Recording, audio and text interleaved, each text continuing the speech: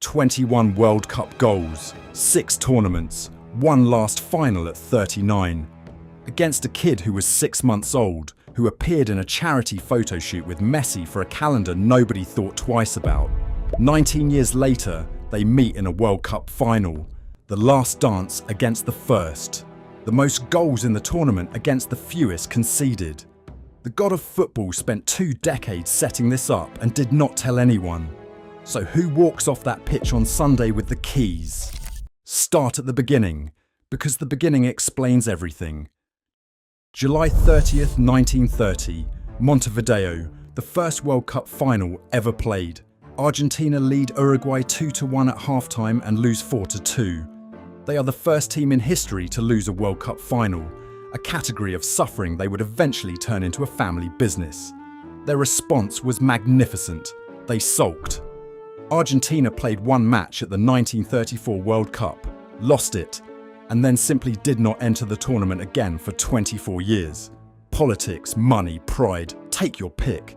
The country that reached the first final decided the trophy could wait. When they finally returned in 1958, Czechoslovakia beat them 6-1. The players landed back in Buenos Aires to a crowd throwing coins at them, not applause, coins. Argentina has never been a country that grades on a curve. Spain, meanwhile, arrived in 1934 and immediately ran into Italy. The tie ended 1 apiece after extra time, so they replayed it the next day. Spain finished that tournament with a squad held together by tape and their goalkeeper Ricardo Zamora unable to stand. Italy went on to win the thing. Spain went home and then went to war with itself. They came back in 1950 and finished 4th. Beat England in Rio. Genuine, historic, unrepeatable. Telmo Zarra scored the goal that beat England, and Spain briefly believed something had started. Nothing had started. Between that 4th place finish and the year 2010, Spain won 3 World Cup knockout matches. 3 in 60 years. It would be their best World Cup for the next 60 years. Nobody in Brazil that summer would have guessed that, which is sort of the point. 16 years later, Group 2 of the 1966 World Cup put them in the same room for the first and only time. Argentina and Spain, Villa Park, Birmingham, a Wednesday night. Not a final, not a semi-final. A group game in an industrial English city, watched by a crowd that had mostly come to see West Germany. It was 0-0 at halftime, and it was ugly. Then Luis Artime scored in the 66th minute. 2 minutes later, Spain's Piri equalised. In the 80th minute, Artime scored again. Argentina 2, Spain 1. Huge thanks to our sponsor OK Jersey. If you're looking to add high-quality kits to your collection, from the latest 2026 season to iconic retros, they've got you covered starting at just £15. Please use my promo code MAUS to get an 8% discount. That is the entire recorded history of these two nations at a World Cup.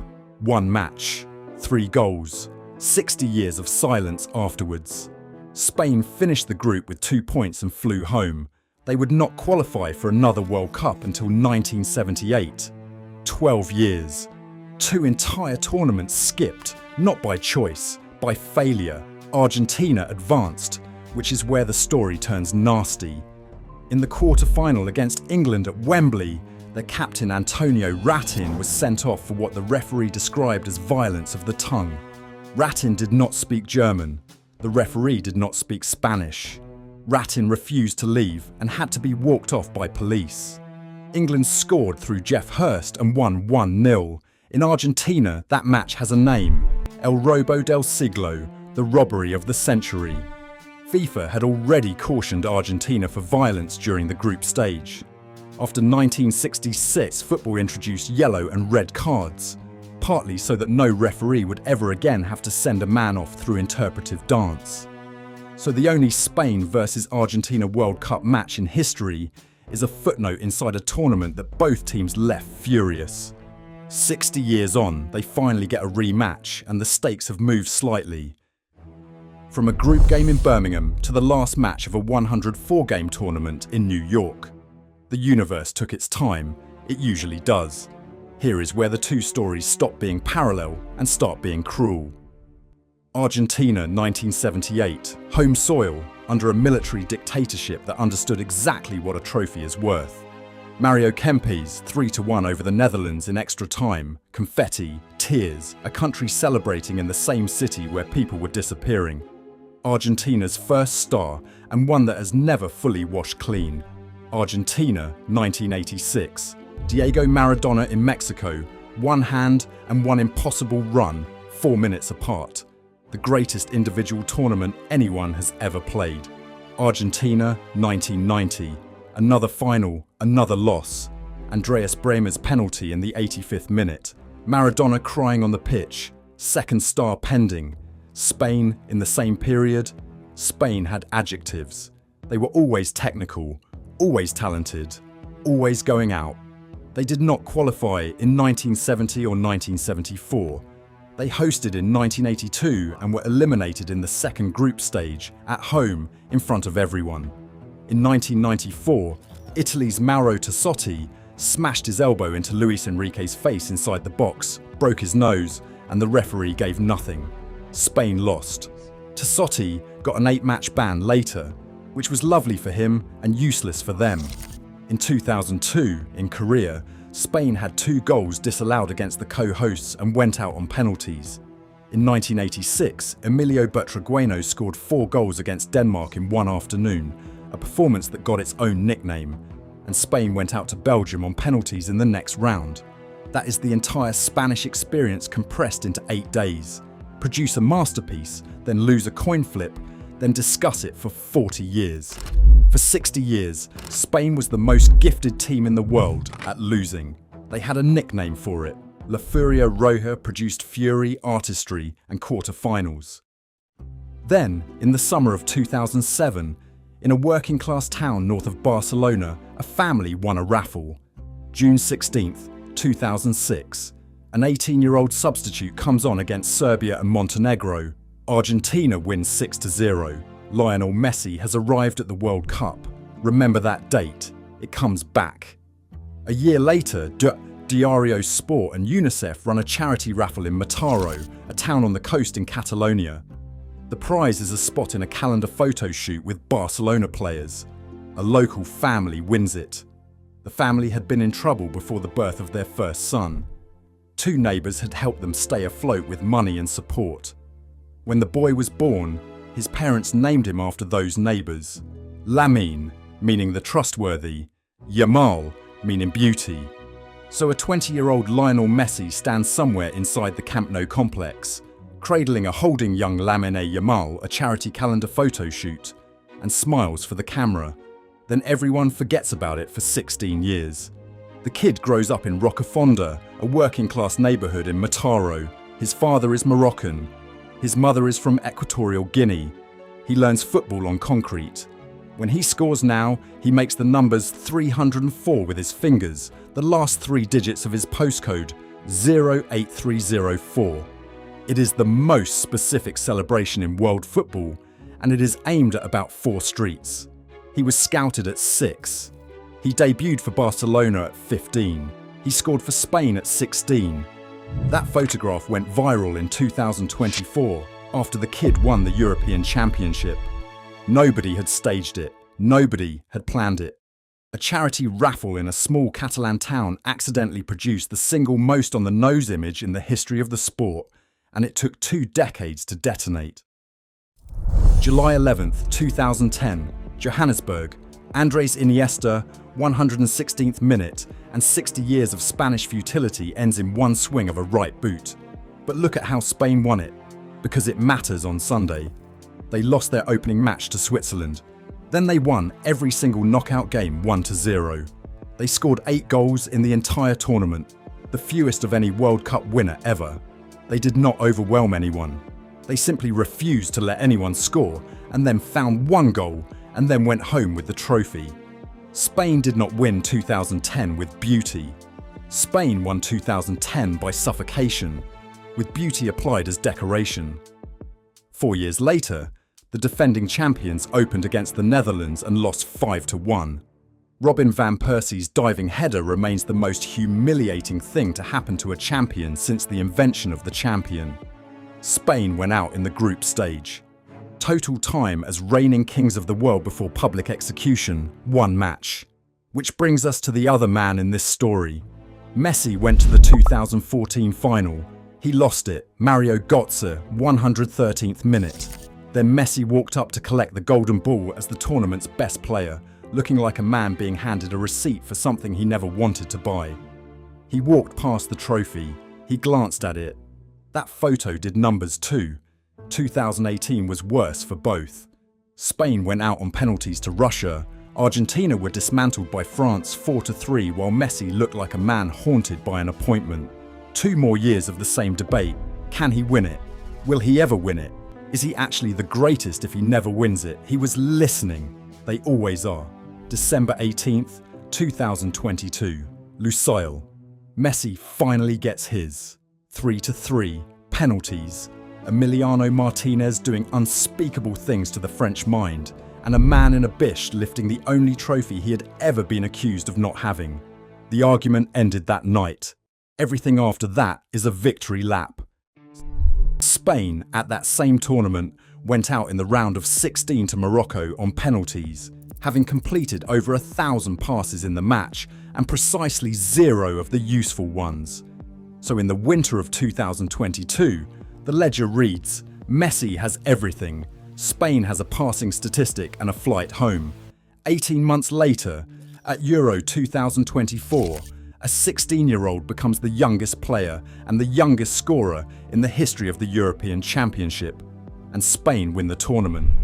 He collected the Young Player Award one day after his 17th birthday. He is now the youngest player ever nominated for the Ballon d'Or, a 2-time Copa Trophy winner, and last year he finished 2nd in the Ballon d'Or vote at 18. He has 47 million people following him on Instagram. That is more than Shohei Ohtani, Patrick Mahomes and Roger Federer combined. Last month, a Powerade advert with his face on it covered the side of a 42-story hotel in Atlanta. He was also filmed shopping at a Walmart in Fort Oglethorpe, Georgia. Millions of views. 19 years old. There was supposed to be a warm-up for all this. Argentina versus Spain, the Finalissima, March 2026, Lusail. Champions of South America against champions of Europe. Messi against Yamal, finally, in a competitive fixture. It was cancelled. War in the region, then a fight over which stadium would host it, then nothing. Football does not do dress rehearsals. It waited, and it put the meeting somewhere better. June 16th, 2026, Kansas City, Argentina open their title defence against Algeria and Messi scores a hat-trick. 20 years to the day since his World Cup debut. 20 years to the day. At 38 years and 357 days, he became the oldest man ever to score a World Cup hat-trick. And the 3 goals took him level with Miroslav Klose's all-time record of 16. If a screenwriter handed that in, you would fire the screenwriter. 6 days later, he scored twice against Austria, and the record was his outright. 18 goals. Then against Jordan, he came off the bench and scored again, a 7th consecutive World Cup match with a goal which nobody had ever done. 9 points, 6 Messi goals. Argentina had never looked more like a coronation and less like a contest. Spain opened by drawing 0-0 with Cape Verde. Cape Verde, population 500,000, playing at their first World Cup, held the European champions to a scoreless draw and made an entire country check their qualifying tables. Then Spain remembered who they were and beat Saudi Arabia 4-0. Lamine Yamal scored the opening goal, his first at a World Cup, and dropped into a sajda in front of the world. And then he stopped. Scoring 1 goal in 7 matches. For a player carrying the weight of a succession, that is either a crisis or an irrelevance, depending on who you ask. Ask him, and you get this from Dallas, the night before the semi-final. He was not worried about scoring once, because Spain kept winning. He is 19. He said it with a diamond necklace on that he had bought himself as a birthday present. You can dislike the confidence. You cannot argue with the record. This is where the 2 teams became opposites. Argentina stopped being convincing and started being terrifying. Cape Verde again, in the round of 32, took them to extra time before losing 3-2. The same Cape Verde. That little nation nearly wrecked both finalists inside a fortnight and will get precisely 0 credit for it in any final preview but this one. Then Egypt, 3-2, another comeback. Then Switzerland, 3-1, another 120 minutes. Then England in the semi-final in Atlanta. Argentina were losing 1-0 with 5 minutes left. Enzo Fernandez hit one from outside the box in the 85th minute. 2 minutes into stoppage time, Lautaro Martinez headed in the winner. Messi assisted both goals inside 7 minutes. 60 years after a referee threw Antonio Ratin out of Wembley and an entire nation decided England had robbed them, Argentina eliminated England from a World Cup semi-final with 2 goals in the last 5 minutes, in Georgia, in front of a crowd that mostly wanted the old man to win. Nobody planned that either. It just kept happening. 7 matches, 7 wins, 19 goals, more than any team at the tournament, and roughly half of them arriving in the 75th minute or later. Argentina do not beat you. They wait, they let you believe, and then they take it off you at the end. There is a cruelty to it that Argentina, historically, has been on the wrong side of. The universe appears to have squared the account. Spain went the other way entirely. Austria 3-0, Portugal 1-0, which quietly ended Cristiano Ronaldo's World Cup career forever. In a match his rival's protégé won. Belgium 2-1, Mikel Merino again, and the only goal Spain have conceded in this entire tournament. France 2-0 in the semi-final, Mikel Oyarzabal from the spot after Yamal drew the penalty, Pedro Porro finishing it. 1 goal conceded in 7 matches. 6 clean sheets, the most any team has ever kept in a single World Cup. Unai Simon has spent a month watching football from a distance, and they did it the hard way. Spain faced 3 teams ranked in the world's top 10. Belgium, Portugal and France, more than any other side in the tournament. Only Rodri, the 2024 Ballon d'Or winner, has been on the pitch for all of it, playing like a man who resents the concept of the opposition attack. New York, New Jersey Stadium, 3 p.m. Eastern, 104 matches, 48 teams, and it comes down to the most goals against the fewest conceded. 19 goals versus 1. Here is what that actually looks like on Sunday. Spain will have the ball. That is not a prediction, that is arithmetic. Rodri will sit in front of the defence and slowly remove Argentina's midfield from the match, the way he removed France's. Yamal will be doubled up on the right, and Spain will keep giving him the ball anyway, because a 19-year-old who terrifies France is worth 2 defenders and the risk that comes with it, and Argentina will let them. That is the trap. Argentina have spent this entire tournament losing the first hour and winning the last 10 minutes. Cape Verde, Egypt, Switzerland, England, every one of them was level or ahead late, and every one of them is home. Spain have conceded 1 goal in 7 matches. They have also never once had to chase a tournament against a team that treats the 85th minute as its natural habitat. So the question is not who is better. The question is whether the best defence ever assembled at a World Cup can hold its shape for 90 minutes while a 39-year-old waits for 1 second of hesitation. That is the whole match. Spain's discipline against Messi's patience. If Argentina win, they become the first nation to defend the World Cup since Brazil in 1962. That is 64 years of nobody managing it. It would be their 4th star, and a 39-year-old would leave the sport as its all-time leading scorer with 21 goals and its all-time leading assister with the 12, both records set in the same month.